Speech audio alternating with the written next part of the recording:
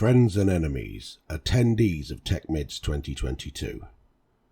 Don't read off the screen. If I could offer you only one piece of advice for why and how you should speak in public, don't read off the screen would be it.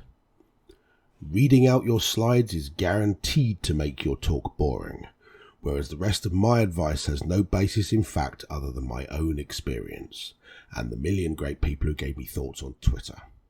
I shall dispense this advice now.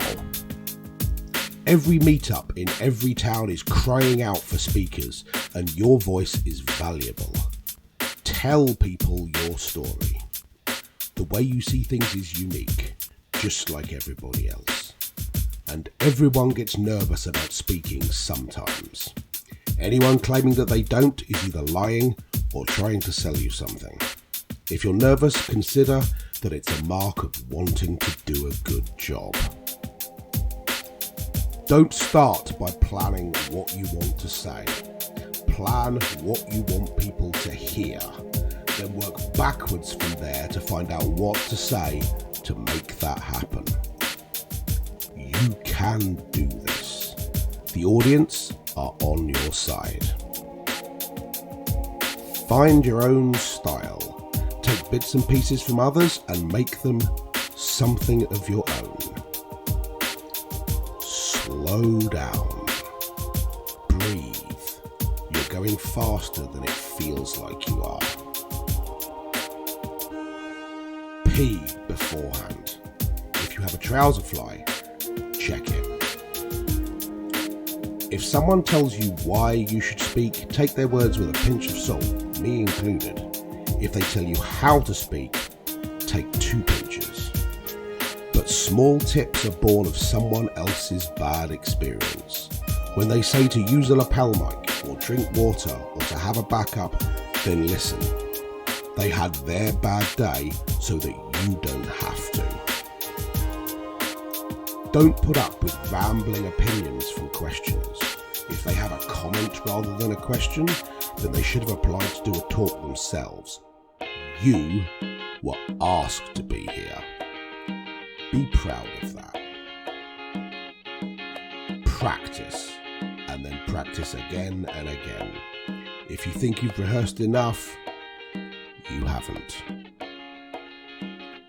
Speak inclusively, so that none of your audience feels that the talk wasn't for them. Making things look unrehearsed takes a lot of rehearsal.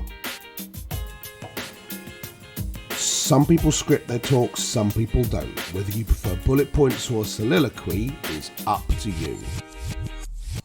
Whichever you choose, remember. Don't just read out your slides. Your talk is a performance, not a recital. Nobody knows if you make a mistake. Carry on and correct it when you can, but keep things simple. Someone drowning in information finds it hard to listen. Live demos anger the gods of speaking. If you can avoid a live demo, do so.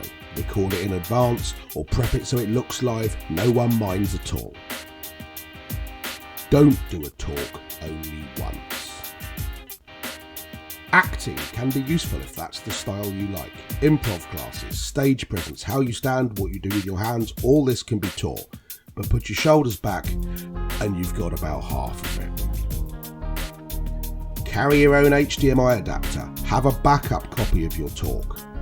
Your technology will betray you if it gets a chance. Record your practices and watch yourself back.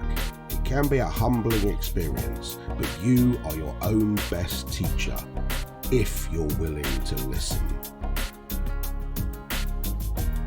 Try to have a star moment, something that people will remember about what you said and the way you said it. Whether that's a surprising truth, an excellent joke, a weird gimmick, your goal is to have people walk away remembering what you said. Help them to do that. Now, go do talks. I'm Stuart Langridge and you aren't. So do your talk your way. But trust me, don't read off the screen.